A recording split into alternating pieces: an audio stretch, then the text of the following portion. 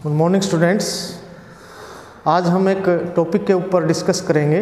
जैसे कई बार पूछ लिया जाता है कि कोई बड़ी संख्या आपको दी जाती है और उसमें पूछ लिया जाता है कि इस संख्या में इकाई का अंक क्या होगा, जबकि उसकी पावर एक बहुत बड़ी संख्या हमें दे दी जाती है। जैसे हमारे पास एक सवाल आ गया कि 389 में 289 की अगर हम पावर कर देते हैं तो इसकी इकाई का अंक क्या आएगा। तो ऐसे बहुत सारे सवाल आप जब कॉम्पिटिटिव एग्ज़ाम देते हैं तो उसमें ऐसा क्वेश्चन आ जाता है। तो इसका एक बहुत ही आसान तरीका है। तो गणितीय जैसे हमारे पास कुल 10 अंक हैं, उन 10 अंकों में से कुछ अंक तो ऐसे हैं उनकी चाहे हम पावर कितनी ही कर लें वो हमेशा वही आएगा। जैसे अगर इकाई का अंक 0 है, अगर इकाई का अंक 0 है तो उसकी चाहे कितनी ही पावर हम कर लें तो उसका इकाई का अंक हमेशा 0 ही आएगा। जैसे हमारे पास मान लेते हैं 380 की संख्या पावर दे रखी होती 895, इसमें इकाई का अंक बताइए, तो इसमें इकाई का अंक हमारे पास हमेशा 0 ही आएगा, चाहे पावर यहाँ पर इसकी कितनी ही हो। इसी प्रकार आगे कुछ अंक हैं, जैसे 1 है, 1 की कितनी ही पावर करेंगे हम 1 ही आएगा। इसके अलावा 5 है, 5 की कितनी ही पावर करें 5 ही आएगा।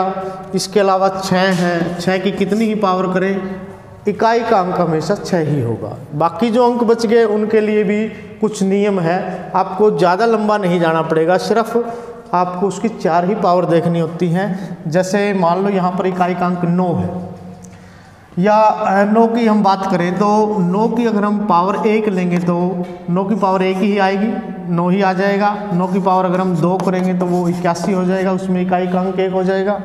9 की पावर 3 करेंगे तो उसमें इकाई का अंक जो है वो 9 आएगा, 729 जैसे हो जाता है।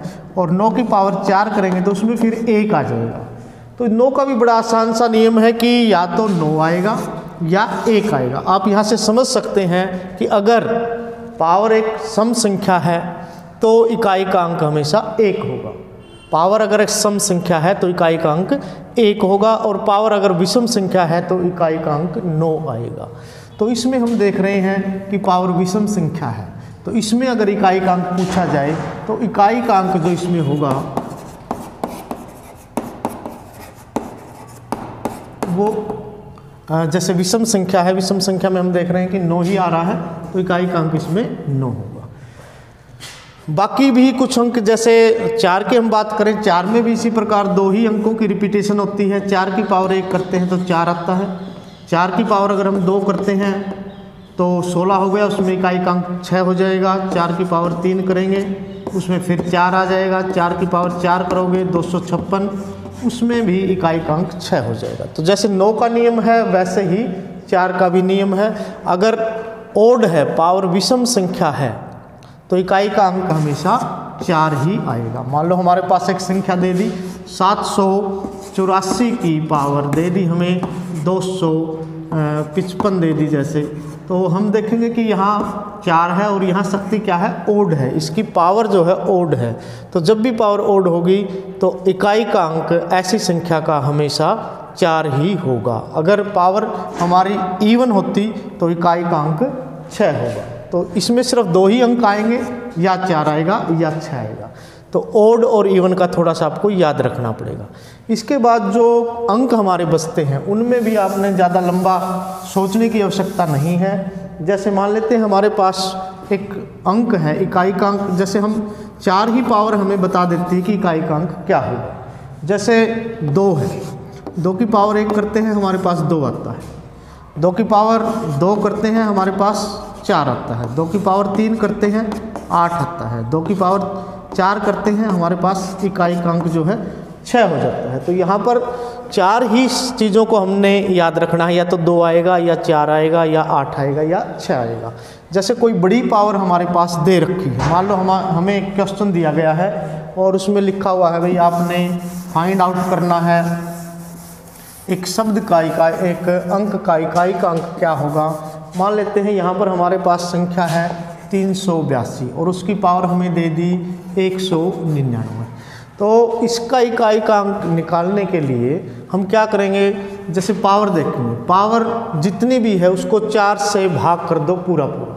जैसे इसको अगर हम 4 से पूरा पूरा भाग करें तो 389 की पावर 196 अलग बचेगी और जमा के 3 अलग बचेंगे।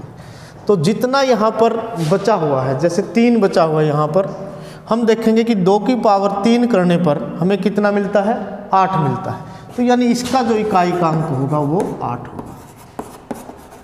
बहुत ही साधारण ये तरीका है कि अगर जो भी पावर दे रखी है उसको 4 से भाग कर दो, जितनी पावर बच गई उसकी, 2 बच गई तो 4 आ जाएगा, 3 बच गई तो 8 आ जाएगा, पूरा पूरा भाग जा रहा है तो 6 आएगा, और अगर 1 बचती है तो संख्या जो है 2 आएगी। इसी प्रकार 3 में हम देख सकते हैं, 3 का जो नियम रहेगा, 3 की पावर 1 करेंगे तो 3 ही आता है, 3 की पावर 2 करेंगे तो 9 आता है, 3 की पावर 3 करेंगे तो 27 इकाई का अंक 7 हो जाएगा, 3 की पावर 4 करेंगे तो हमारे पास अंक हो जाएगा 81 यानी कि 1।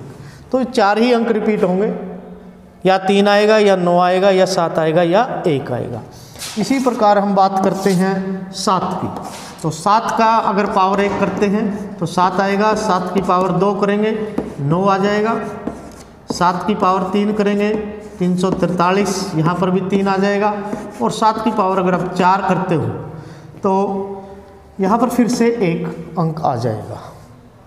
तो इस प्रकार से इसमें ये अंक रिपीट होंगे। और अगर हम 8 की बात करें तो 8 में जो एक पावर पे 8 का 8 ही रहेगा, 8 की पावर 2 करेंगे 64 हो जाएगा, 4 आ जाएगा, 8 की पावर 3 करेंगे 2 आ जाएगा, 512 जैसे होता है। 8 की पावर अगर आप 4 करते हैं तो यहाँ पर इकाई का अंक जो आएगा 6 आएगा। तो ज़्यादा अंकों को आपने याद नहीं करना, सिर्फ 4 पावर तक के जो अंक हैं वो आपको बता देंगे इकाई का अंक क्या होगा। कितनी ही बड़ी पावर क्यों ना हो, हम उसका इकाई का अंक बता सकते हैं। तो एक और छोटा सा उदाहरण हम देखें कि हमारे पास मान लो संख्या दे दी 718 और इसकी पावर दे दी 125 दे दी।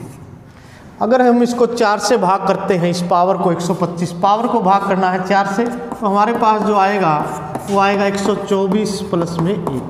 तो यहाँ 1 ज़्यादा आ रहा है, तो 8 की शक्ति 1 कितनी आ रही है हमारे पास 8। तो हम कह सकते हैं कि इसका जो इकाई का अंक होगा वो 8 होगा। इस प्रकार से कितनी ही बड़ी संख्या हो और कितनी बड़ी उसकी पावर दे रखी हो, शक्ति दे रखी हो, घात दे रखी हो, हम इकाई का अंक का जो स्थान होगा वो आसानी से बता सकते हैं। Thank you.